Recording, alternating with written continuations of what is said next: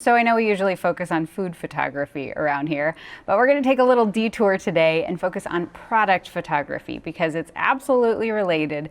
And if you're shooting professionally as a food photographer, at some point somebody's going to ask you to shoot some product. So I also, in addition to food, love makeup and skincare. So I'm going to be shooting some of my favorite products in order to show you how I shoot this final image with just one light.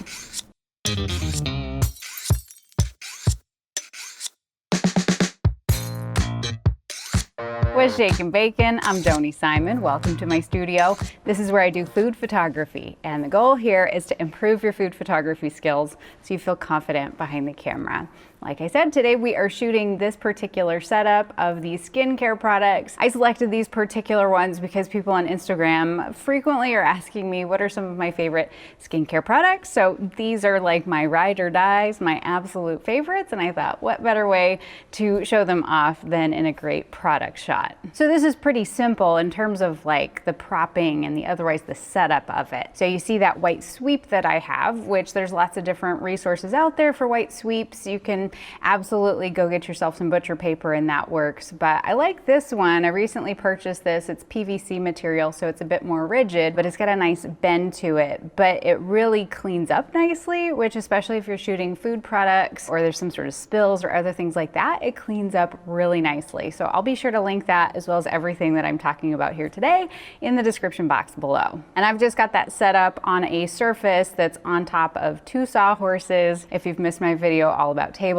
I'll link that down below. But then I've just clamped that sweep up to a C-stand. So everything is nice and stable and it's not going anywhere. And then I've also got some flowers, which were actually some like leftovers from Mother's Day that were still looking good. So I pulled those in. And then as far as the shapes, like the blocks that I'm building out everything on, these are from Erickson Surfaces. You know, I'm a huge fan of their backdrops and their windows, and they also have these shapes. Now, in terms of the lighting, I'm keeping things super simple, which I love to do here on the channel because I think so many people, you know, see product photography, see food photography and professional shooting with artificial lights and start to think, oh, I need to get like 10 lights in the scene. And absolutely, like if you wanted to, you could bring in multiple lights, but I love to prove that you can do incredible things with just one light. So you don't have to worry about, you know, assembling all of this gear, especially if you're just getting started in product photography. And so today I'm using the Westcott FJ400, which is a monolight strobe. In terms of the softbox that you're seeing on that, it is a 1 foot by 2 foot strip softbox. It's a rapid box, which I love because it's super easy to assemble and take apart. And then I've got that positioned behind then a scrim, Roscoe diffusion material, full stop of diffusion, because in thinking about these beauty products, I mean, we could certainly light this in a lot of different ways, like hard light can look really cool for product shots, but I wanted something softer, a bit more traditional in a sense, so going with that super soft lighting. Now, in terms of that combination, you know, you'll see this used very readily with product photography, bottles, glassware, other things that are reflective, because we're getting that really nice soft gradient effect happening because of that diffusion material and because of the placement of our strip softbox. Now, if those concepts feel foreign to you and you're like, I really need like the beginner level of like, how do I get started in artificial lighting? I've got my Artificial Academy. We would absolutely love to have you in there. Tons of lessons and tutorials to get you started, as well as access to yours truly in weekly office hours. So I would love to hang out with you there and help get you started in artificial lighting so that then once you get into setups like this, you kind of know a little bit more about like why this works and what's exactly going on. And then the other modifier that I'm using in this particular setup is a nice large white V-flat. This one's from V-Flat World. Again, linked down below. This is really nice because it's helping to take the light that's coming in from that light source, passing through that diffusion material and bounce it right back into the scene.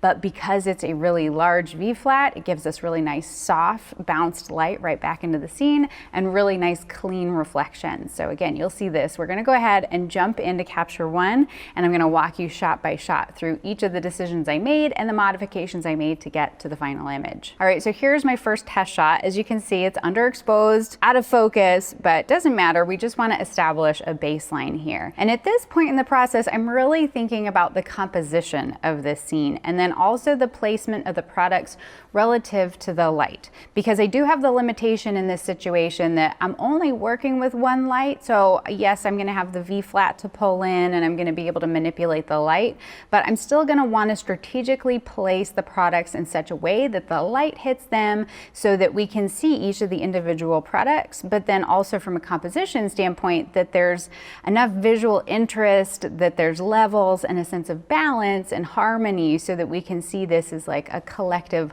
whole together. So this very first shot, I'm like, okay, let's just see how this looks. And you'll see now I start to kind of play around with the different products, experiment with the different stands, kind of playing around with and seeing what works. To me, this is just experimentation phase. So then the next thing that I did was just kind of also playing around with the position of the light relative to that scrim. In this one, it's kind of the light is hitting more directly at the side of the products, whereas this one, I just physically moved the light a little further forward toward the camera so that the light would wrap around the front of the product. And that's definitely, again, something that I do in any sort of setup is just if I make little different changes and adjustments to the position of the light, how that affects the way that those subjects look. But now you can see in the next shot, I was like, okay, wait, we've got too much going on here. Like I'm trying to arrange all these products at once. Let's strip it down. Let's keep it simple and let's build from there, which I think is also a philosophy that I employ in composition in general, is that if I feel like I'm fighting with this scene, like I'll clear everything out, simplify it and kind of go with what I think are either like the more challenging elements of the scene or kind of the anchors of this scene. And so for this one, these two products were the tallest of everything that I had. So let's start with those as the anchors and then build out from there. But then looking at the exposure, especially on that one in the pink, because it's closest to the light, the exposure is a little hot on that. So knocking that down a little bit, but then creating some balance here in the next one. Do you see what I did? See what happened? That little change right there, that's bringing in that white V flat. So that's just bouncing in some light. That's filling in the shadows here on the right side, as well as adding to this really nice, I like the reflections that are going on here on that bottle. This bottle in particular is probably the most challenging out of all the products in the scene because it is reflective. It has this kind of chrome sort of lid to it. So that poses a lot of interesting challenges. So now that I'm feeling good about kind of the lighting and the exposure and how this looks, then it's okay, we start to add additional products to the scene. And we've definitely got some good things going on here, but the instant problems that I'm seeing is that this vitamin C here, this guy, he's in the shadow as well as the flowers because that light is sort of blocking there. So this is where, again, we're in a situation where I am orienting the products to work with the lighting as opposed to being in a situation where maybe, and this is totally a way that you can go as well, if you really dial in a composition that you like and the setup that you like, and then lighting for that. But then in that case, we'd be bringing in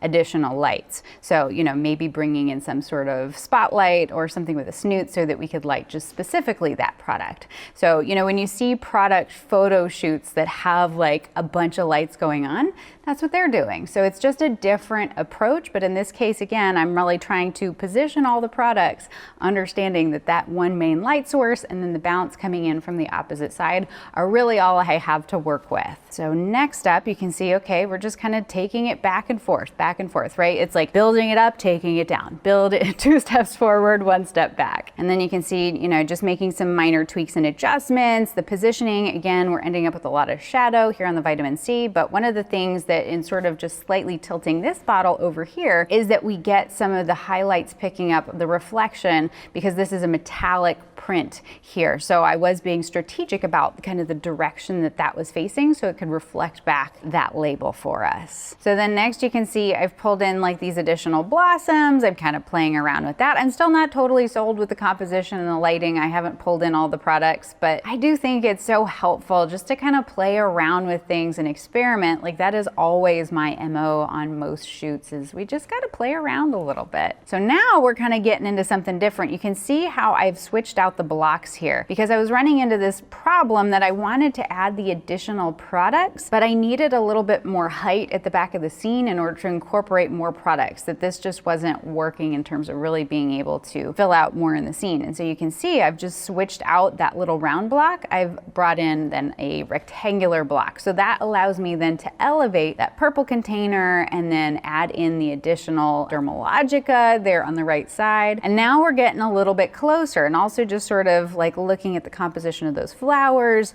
and how those are then framing all of these subjects. We're definitely getting a lot closer, but now you can see how I've adjusted here. One of the big changes, first of all, again, sort of angling that pink over here. You can see before and after how it just picks up more of that product label. But then you can also see how I'm adjusting and making some changes to that purple bottle as well as the white one, because to me, again, these are the most challenging products in the scene just to light in general, because you see the purple one, I want to make sure to get enough light shining through it so it sort of glows. We also have the consideration of the reflections, which I'm going to fix here in just a moment. But I want to make sure that there's enough light hitting that, but then also utilizing that as an ability to sort of block the side of this white bottle, because we've got, you know, a white scene, a white background. We want to really define that edge. And so by just pulling that purple a little further forward, you can see how it really helps to add some shadow and define the side of that product. So that was a happy little change right there. And then just sort of playing around with, do I want it closer? Do I want it further? How do I want these flowers down here? And then just little adjustments, tweaks, and changes. Now, suddenly I had this great idea because I was like, I need some height. You know, I wasn't really loving this flower. It just kind of felt like that looks a little weird. The perspective was off. So this is where then I busted out just a little bit of that sticky putty that y'all have seen me use before for food styling. It's just that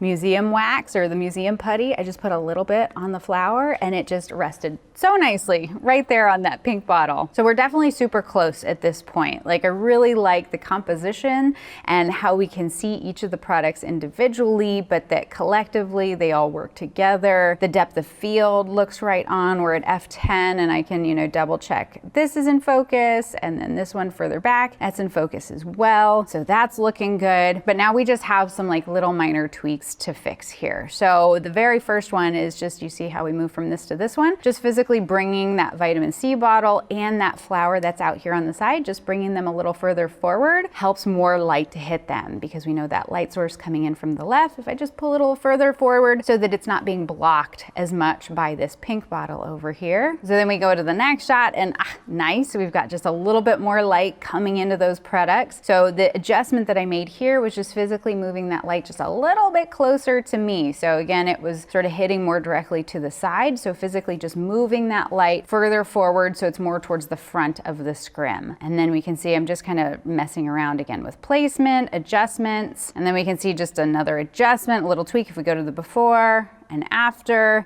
You can see I actually liked the pink bottle better before, where we were getting some of the light hitting that Pacifica label, because when you turn it away from the light, we lose some of that. So turning it back in like that. And then also playing around with the position of the flower. Again, really looking for that framing, but I also kind of wanted to peek inside the flower. And I think it also made for some visual variety that we could see the stamen inside of that, so that it just makes these three things look a little less monotonous and make them look interesting, right? One of these things is not like the other. That's what we're going for here. From there, next shot. Oh, so here's where we did just a little test of seeing, okay, here's with the V flat, without the V flat. You see what a difference that makes? It's pretty incredible what some bounced light can do for your products, and how it not only fills in the shadows, but it just really brightens up those products. And two, I really love here on this product how that's affected the highlight. See, it's got this really nice, again, because it's that large V flat, it's got that really nice soft kind of gradient there, and it just really helps to create a three-dimensional look for these products. But so then I arrived at this final setup, and there's a lot of great things going on. We've got the definition of the edge on this bottle. We can read all the labels. We've got the little bit of highlight going on in that product label. Looks great. The only problem that I was running into, and that there really wasn't a fix for outside of compositing this, is looking particularly at this product where we get the reflection of the pink bottle here, and that we get then the reflection of this white bottle here. So in which case, we just need to strip this scene down and then rebuild it a little bit in post to mask out some of that. So you can see now what I did is I just kind of deconstructed, like once I knew I'd really locked in that final image, then I deconstructed the scene, just taking away, you can see, for example, here, just taking away that pink bottle, how that's affected, it's created this really gorgeous highlight, right? Like, look at that gradient, it's beautiful. And so going from that to that, I mean, that's awesome, right? And so I know that I can combine that back in post, but I've still got then the challenge of this reflecting on this side. So now what we do is we just take those additional products out. You can see again here, taking it away, we get a much cleaner reflection on the side of that bottle, but then we still have some reflections going on. You can see the orange, the orange is reflecting, that bottle's reflecting. So I was like, fine, we're just gonna take everything away and just let you all by yourself, because that's what it wanted, right? This is a persnickety bottle, but that's half the fun of the challenge, right? And so now we've got the nice soft gradient highlight over here. We've got a clean highlight here. We don't have any other problematic reflections. And so then I can just drop that into the final scene with everything else looking its best and that bottle looking its best. You can see there in the final image. That was all achieved with just one light. But what I'm hoping is the big takeaway from you from this lesson is that you can absolutely do professional product photography with just one light and some modifiers. That you just have to be strategic about where you are placing your subjects relative to that light source. Could we throw additional lights into this scene and have a little bit more flexibility around where do we place those products? For sure, but don't look at a one light setup as a limitation. You can do so many things with just one light. So with that, thank you so much for stopping by the studio. I hope you stay out of trouble, and I'll see you soon, all right? Bye.